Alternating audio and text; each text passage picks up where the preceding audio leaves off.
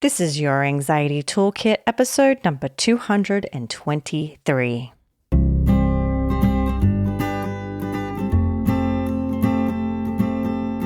Welcome to Your Anxiety Toolkit. I'm your host, Kimberly Quinlan. This podcast is fueled by three main goals. The first goal is to provide you with some extra tools to help you manage your anxiety. Second goal, to inspire you. Anxiety doesn't get to decide how you live your life. And number three, and I leave the best for last, is to provide you with one big, fat virtual hug. Because experiencing anxiety ain't easy. If that sounds good to you, let's go.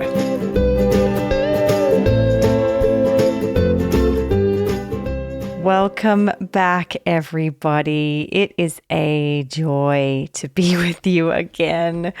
Thank you so much for being here with me. Thank you so much for putting aside your valuable time to spend it with me. I feel so honored. Today, we are talking about a question. And in effort for us to respond to this question, we're actually going to ask ourselves some questions. And I'm going to have some questions for you, and you're going to think about them, hopefully, and then, make some changes if you think that is what you need. The big question of the week is, what if I do not deserve self-compassion? Now, one of the most common questions I get is this question, particularly when I'm with patients and we're discussing the idea of practicing self-compassion or kindness towards themselves. Often, that is a question they ask. What if I don't deserve it? Or they may even make a statement like, I don't deserve self-compassion. Now, this is particularly true for those who are very self-critical and blame themselves for certain things that have happened either to them or that they have done. Like I'm saying, is like things that were accidental, things that they didn't have control over, or maybe some things and mistakes that they did make, right? And this is a really important question for us to explore. And I'm going to hopefully get to explore it with you. Before we do that, I would like to do the I Did a Hard Thing for the week. This one is from Sophia. Thank you, Sophia, for writing in and telling us your hard thing. Sophia said, I suffer from OCD starting when I was 19. My hard thing I did was I reported my stepfather in for sexual abuse that occurred when I was 9, when I found out I wasn't the last victim. It took me 28 years to get to this place, and let me tell you, OCD really played into my intrusive thoughts. It made the process so much harder, but I did it, and I feel like I'm out of the web of manipulation from my stepdad. This podcast helps so much, and the book for self-compassion and fear workbook my OCD therapist recommended to me. I saw your podcast listed in the first few pages. Thank you for being a part of my support system without even knowing. Wow, that was an amazing I Did a Hard Thing. Thank you so much, Sophia, for sharing that amazing hard thing. You are showing up and facing fear and pulling your shoulders back and living your life according to your values. And that is impressive. So I'm so honored to have you share that with us. And really do wish you the best. You are doing amazing things. Okay, so let's move into the bulk of the podcast in terms of let's talk about what if I don't deserve self-compassion. This is so important. And I'm going to first pose to you the first question I have for you, which is, who actually deserves self-compassion? If someone says to me, well, I don't deserve it, I'll say, well, who does? What do you have to do to be warranted of compassion? Who does deserve it? I really pose this question. I really hope you answer it. I would like actually you to sit down and ask yourself, well, then who does? And you will begin to see very quickly, I'm guessing, the rules in which you have for yourself that keep you stuck. Oh, the people who don't have these thoughts, the people who didn't make mistakes, the people who are perfect, the people who look like they're happy and are doing well, Or often people will say, everybody else is off the hook. It's just I'm not off the hook. Everyone else can be imperfect, mistake makers, but not me. And you will quickly learn the rules of your life. I want to ask you, do you want to live by those rules anymore? Because this is not playing games, right? This is your life. Do you want to keep holding yourself to those rules that you just listed off? How does it benefit you to continue to hold yourself to that high standard? Often we say, I shouldn't have these feelings. I don't deserve it because I'm weak. I don't deserve self-compassion because I'm not valuable. I don't deserve self-compassion because of the content of my thoughts. The content of my thoughts is too heinous, right? Okay. So there you might want to look at, again, what are the rules and do you want to live by those rules? Because the truth is, you can't control your thoughts and you can't control your feelings and you can't control life a lot of the time, almost all of the time. And so, again, do you want to live by those rules? Next question. Are you beating yourself up for something that's not your fault? Meaning, can you control your thoughts? Because my thoughts aren't my fault. And I know my feelings aren't my fault. I know how I interpret things aren't my fault. That's usually coming from years and years of being trained to think that way. I know my beliefs aren't even my fault, right? I actually think we're just creatures of habit, and we were raised to believe certain things, and we are going to make mistakes. And again, I'm going to say this again. What would you have to do to warrant deserving self-compassion? Often when we actually explore this, I really, really hope you stop and actually write your answers down to these questions. Because when we stop and we look at okay, so if you don't deserve self-compassion, we really know the benefit of you practicing self-compassion.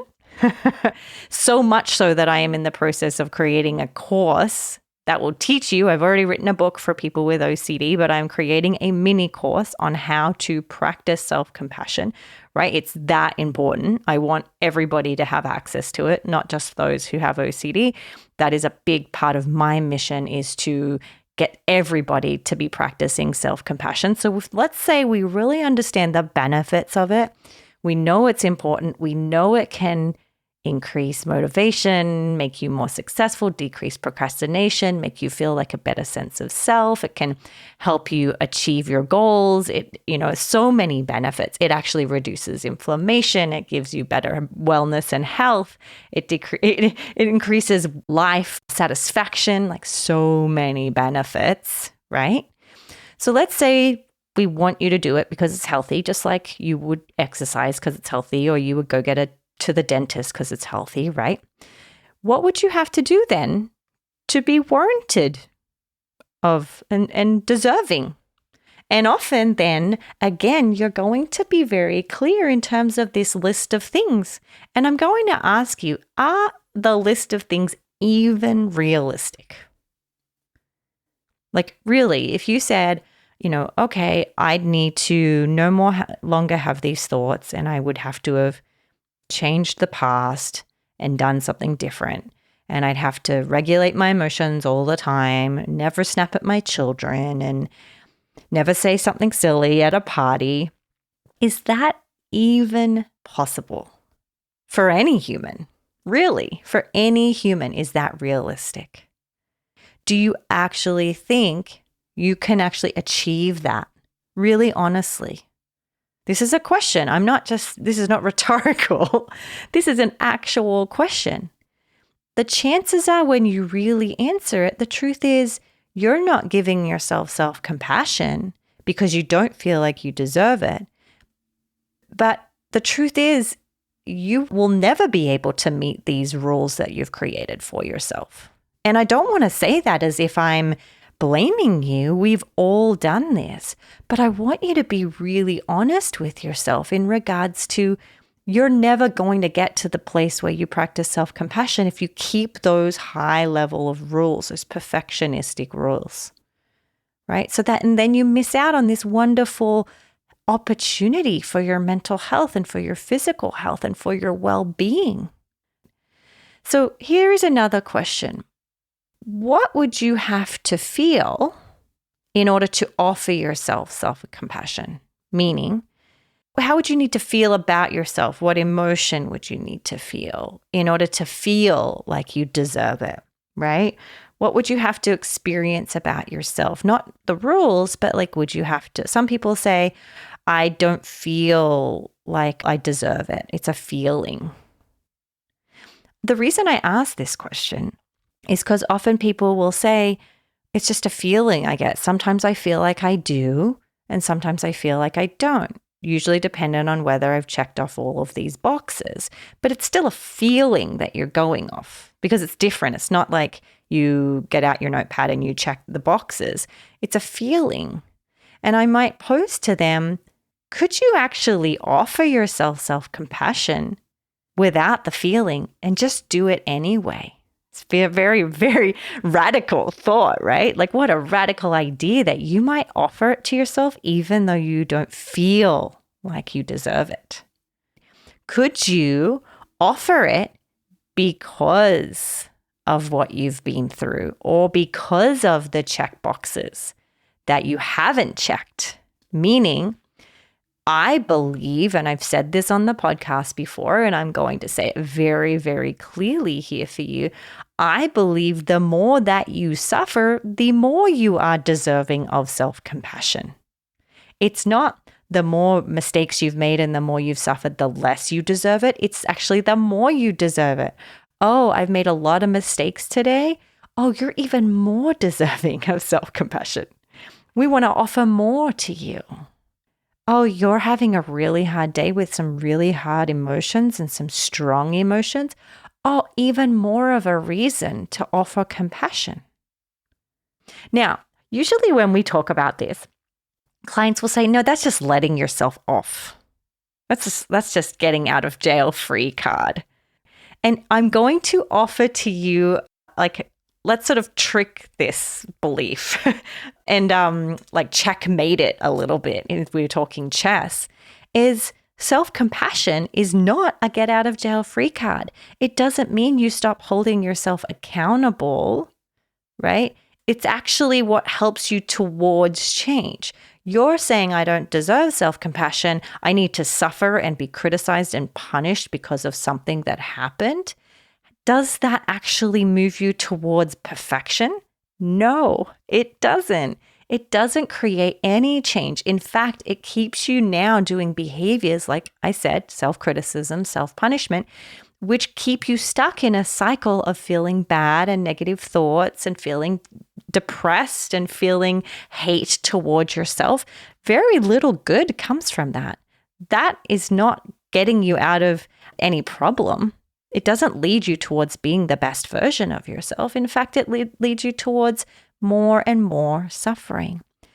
Offering self-compassion is not it doesn't absolve you from what happened in the past. Ideally, one day you will forgive yourself, but that's a different topic, right? Forgiveness is not self-compassion.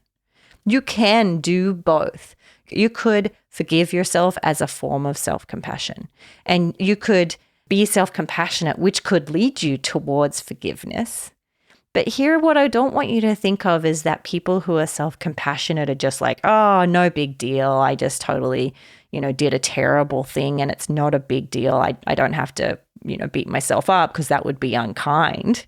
No, that's not what we're talking about. And no one does that, right?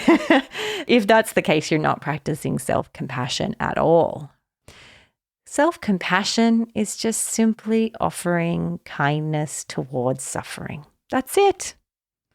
It's not ranking you higher or lower in the good or bad person. It doesn't mean that you don't matter. It doesn't mean that your pain doesn't matter. It doesn't mean that you can't hold yourself accountable and take responsibility. It just means the absence of beating yourself up.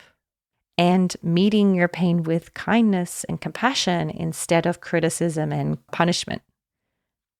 The thing you've got to remind yourself, and this is a huge thing I'm doing this year, is really trying to identify what's working and what's not. I do a lot of therapy. I think a lot. It's one of my best skills, and one of my biggest flaws is I think a lot. I feel a lot.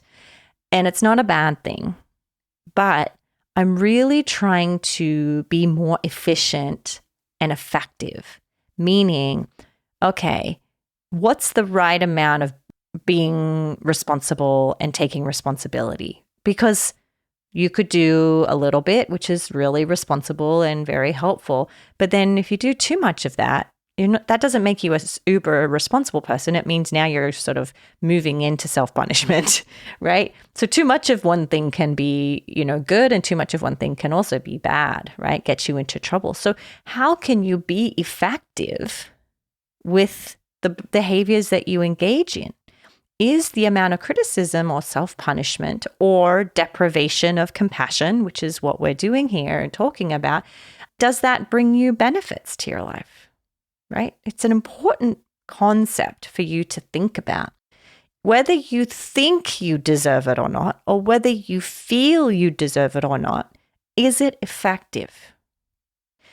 And we'll come right back to one of the first concepts, which is just because you think it still doesn't make it true. So just because you think you don't deserve it doesn't mean you don't deserve it. It just means you're having thoughts that you don't deserve it. And thoughts aren't always right, right? We recently did a whole episode on guilt quite a few months ago, but the whole concept was just because you feel guilty doesn't mean you've done something wrong. Our brains make mistakes all the time. So just because you think you don't deserve it doesn't mean you don't deserve it. We think messed up, scary, wrong things all the time. And the truth is, anxiety lies, depression lies, OCD lies, panic lies. So chances are a lot of these beliefs you have around self-compassion are also just lies. And we want to move you towards recognizing that everyone deserves compassion. So that's the final where we land here, which is everyone deserves it, right? Everyone. There's really, to be honest, even when I say the more you suffer, the more you deserve it, that's actually not completely correct too, because that would still be buying into this idea that certain people deserve it more than others. Everyone deserves it equally every day, 24 hours. It's just a done deal. And you don't have to give yourself self-compassion. But what are the negative impacts of your life if you don't? And what are the positive impacts in your life if you do? Think about how much good you can do in the world if you did, right? That's the point I want to make, okay? Keep an eye out. We have a whole course on self-compassion coming. It will be for everyone. It will be $27. I'm in the process of making it. It will probably be available when this comes out, but just in case it's not, keep an eye out in future podcasts. I will have a link on CBT School. You can go there and check it out. And I cannot wait to share that with you, right? It'll be a lot of these concepts, but actually more applicable skills for you to practice, right? Head on over to CBT School/self-compassion. I'm sure it'll be there by the time we get to this episode, and I am so excited to share it with you. Before we finish up, let's do the review of the week. This one is from Kanji96, and it says, "This podcast is very helpful for me, especially when I'm going through hard times. Right now happens to be one of those times, and here I am back listening to Kimberly. Thank you, heart emoji." Thank you so much, Kenji. Your reviews mean the world to me. Please, please, please go and leave a review.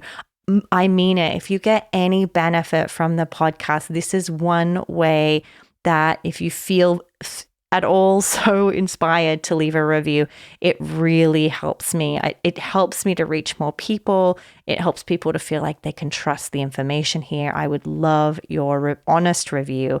So go over to our podcast app or wherever you listen and leave a review there. I am so grateful. Have a wonderful day, everybody, and I will see you next week. Please note that this podcast or any other resources from cbtschool.com should not replace professional mental health care. If you feel you would benefit, please reach out to a provider in your area. Have a wonderful day, and thank you for supporting cbtschool.com.